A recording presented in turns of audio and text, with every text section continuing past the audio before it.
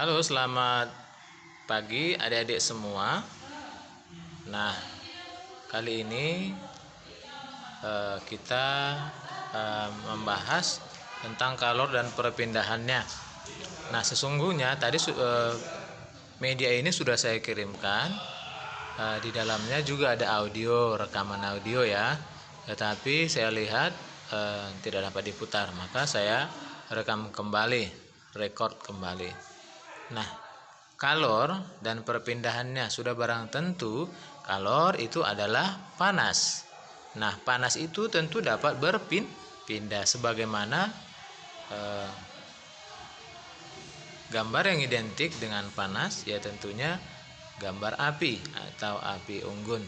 Pertanyaannya, bagaimana ia akan berpindah? Nah, tentu kamu akan sudah pernah mempelajarinya ketika SD ya. Ada 3 cara. Baik, sebelum ke situ kita lanjutkan dulu. Apa itu kalor? Kalor adalah bentuk energi yang berpindah dari benda yang suhunya tinggi ke suhunya yang lebih rendah ketika bersentuhan. Nah, apa contohnya? Ya, ketika gelas berisi air hangat, ketika kita sentuh, maka kalornya akan berpindah ke tangan kita. Ketika dalam kondisi kedinginan, kita dapat melakukan hal demikian. Nah ini contoh nih, orang Batak nih sering kalau bayi anak kecil demam tinggi, panas tinggi, itu biasanya orang tua akan mendekap anaknya atau bayinya dengan erat-erat. Dengan tujuan apa? Supaya panas atau demam tinggi si anak akan berpindah ke tubuh si ibu, ke tubuh orang tua yang mendekapnya. Nah, kalor biasa disimbolkan dengan joule. Menulisnya joule. Disimbolkan dengan J huruf besar. Joule atau 1 joule itu sama dengan 0,24 kalori atau 1 kalori sama dengan 4,2 joule. Nah, apa itu kalori? Kalori adalah jumlah energi panas yang dibutuhkan untuk menaikkan suhu 1 gram air hingga naik sebesar 1 derajat Celcius. Ya. Jadi 1 kalori adalah besarnya energi panas yang dibutuhkan untuk menaikkan suhu 1 gram air hingga naik 1 derajat Celcius. Begitu. Nah, persisnya 1 kalori adalah 4,184 joule yang sering dibulatkan menjadi 4,2 joule. Nah, apa saja pengaruh kalor terhadap suhu zat? Yang pertama, kalor bisa saja diserap. Saya ulang, jika suatu zat menyerap kalor, maka suhunya naik. Sebaliknya, jika suatu zat melepas kalor, maka suhunya akan turun. Nah, perhatikan ini, ada air panas di dalam segelas air. Ditambahkan es batu, maka air tersebut menjadi hangat ya. Sebab air yang panas dengan es batu yang suhunya dingin, maka airnya hangat. Nah, jumlah kalor sering disimbolkan Q besar yang diserap atau dilepaskan suatu zat itu dirumuskan dengan Q sama dengan Cm delta T. Ya, dengan Q besar sama dengan jumlah kalor, joule atau kalori. M sama dengan massa benda, kilogram. C kalor jenis, joule per kilogram derajat Celcius.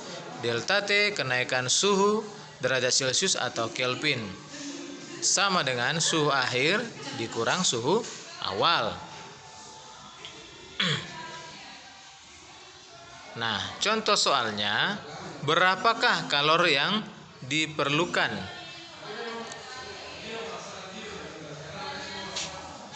Saya ulang, berapakah kalori yang diperlukan untuk mendidihkan 1 kg air jika suhu awalnya 25 derajat Celcius sampai 100 derajat Celcius? Kalori jenis air 4,2 kali 10 pangkat 3 Joule per kilogram derajat Celcius. Nah, maka ini harus kamu ketahui. Kalori yang diperlukan Q. Lalu 1 kg air adalah massa. Lalu suhu awal sama dengan T0.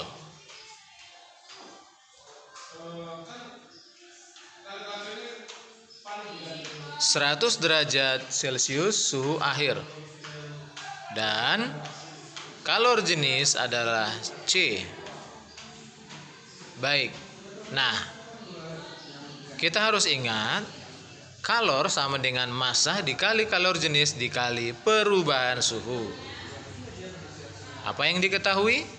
Yang diketahui, massa 1 kg, kalori jenis C 4,2 kali 10 pangkat 3 Joule per kilogram derajat Celcius, suhu mula-mula 25 derajat Celcius, suhu akhir 100 derajat Celcius.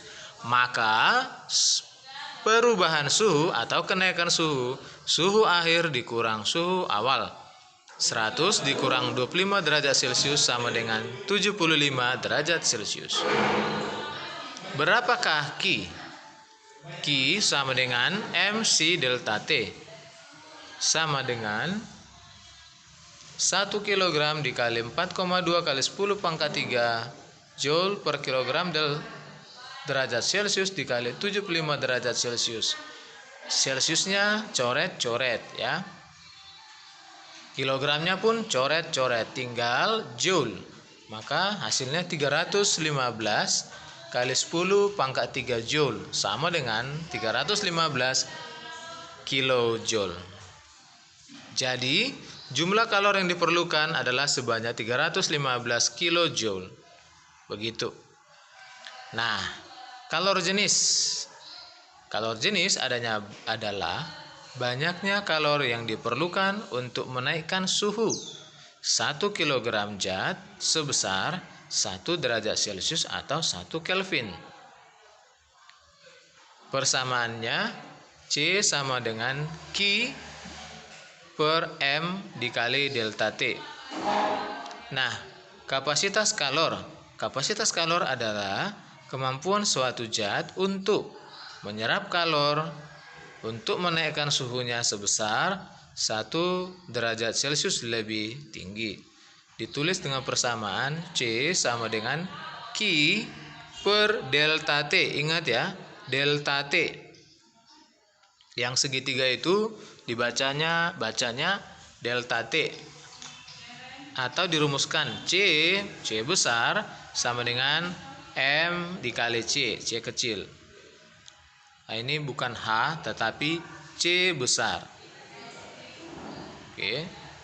C besar adalah kapasitas kalor. Next. Nah, pengaruh kalor terhadap perubahan wujud zat. Ya, wujud zat ada 3, padat, cair, dan gas. Nah, lihat arah panahnya. Ya, padat ke gas disebut apa? Gas ke padat disebut apa? Dan seterusnya. Saya harap kamu bisa membacanya dan memahaminya dengan baik.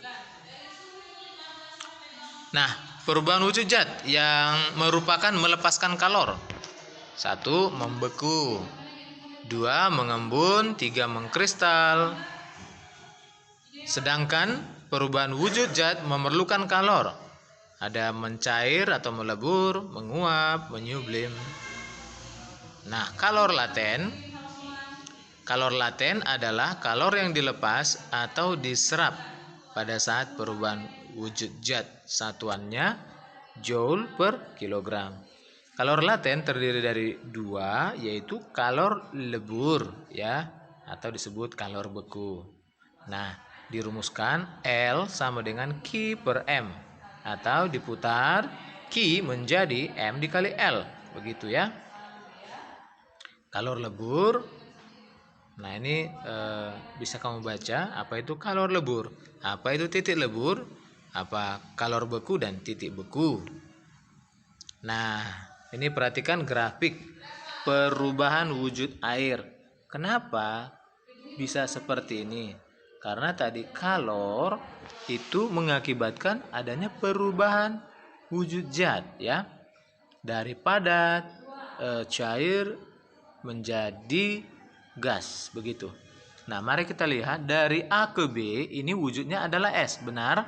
Benar, karena apa? Karena S suhunya ada di bawah 0 derajat. Perhatikan suhu 0 derajat. Jadi A ke B itu adalah S.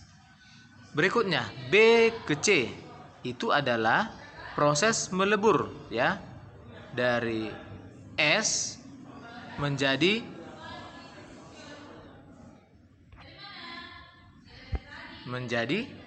air ya. Maka B ke C itu adalah lebur ya, dibutuhkan nanti berapa kalor lebur begitu. Nah, kalor laten yang kedua adalah kalor uap. Yang pertama tadi kalor lebur atau kalor beku, yang kedua kalor uap atau kalor embun ya, dirumuskan sebagai berikut. Nah, bisa kamu baca berikutnya grafiknya ya, lanjutan dari yang tadi. Kalau B ke C tadi adalah kalor lebur. Nah, sekarang C ke D ini adalah wujud air ya. 0 sampai 100 itu air sampai mendidih. Lalu D ke E wujud air yang sudah menguap ya, di atas 100 derajat itu menguap. Kalor uap nanti di situ. Baik, maka kalau disimpulkan semuanya ada berapa Q? Ada 1, 2, 3, 4, dan 5. Maka ditotalkan disebut Q total sama dengan Q1, Q2, Q1 tambah Q2 tambah Q3 tambah Q4 tambah Q5. Ya. Jadi nanti bisa aja ditanyakan mulai dari S sampai dia menguap berapakah kalor yang dibutuhkan, maka dijumlahkanlah semua Q1, Q2, Q3, Q4, Q5 ya. Nanti dilihat soalnya. Nah, penguapan dapat dipercepat dengan cara pemanasan ya, ini biasa. Oke. Memperluas permukaan zat cair, betul. Mengalirkan udara ya, mengembus, minum kopi waktu hujan-hujan enak nih. Kemudian mendidih. Kapan zat cair dikatakan mendidih? Jika gelembung uap terjadi di seluruh zat cair dan dapat meninggalkan zat cair. Titik didih dipengaruhi oleh tekanan udara di atas permukaan zat cair ya, serta jenis zat. Sekali lagi, titik didih dipengaruhi oleh tekanan udara di permukaan serta jenis zat. Jenis zat maksudnya apa? Air berbeda titik didihnya dengan alkohol, beda pula lagi dengan raksa, begitu ya. Nah, asas Planck. Asas Planck bunyinya kalor diterima sama dengan kalor yang dilepas. Dirumuskan sebagai berikut ya. Nah, ini dia tadi perpindahan kalor. Ada 3 secara konduksi, konveksi, radiasi. Konduksi, perpindahan kalor melalui suatu zat tanpa disertai perpindahan partikel zat. Contohnya, ujung logam A kita panaskan, maka di ujung B pegangan kita dapat kita rasakan. Nah, pengantar kalor yang baik itu disebut sebagai konduktor. Contohnya sebagai berikut. Ya. Bagus. Pengantar kalor yang kurang baik atau buruk disebut isolator. Contohnya demikian juga pada gambar.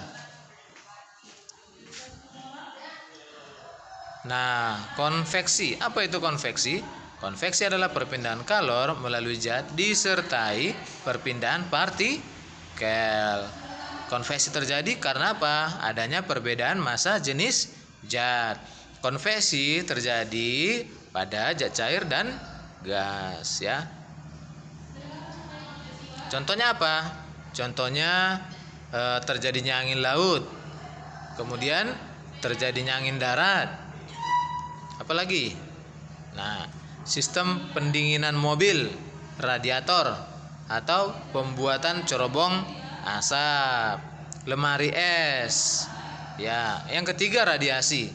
Radiasi atau pancaran.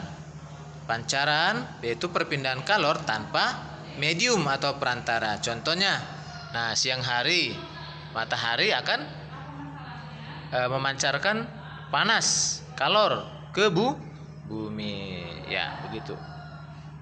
Nah, catatan untuk permukaan hitam dan kusam biasanya merupakan penyerap dan pemancar radiasi yang baik, ya. Makanya jangan pakai baju hitam, pakaian hitam pada siang hari. Sebaliknya, permukaan putih dan mengkilap merupakan penyerap dan pemancar radiasi yang buruk. Karena apa? Karena dia memantulkan panas dan cahaya.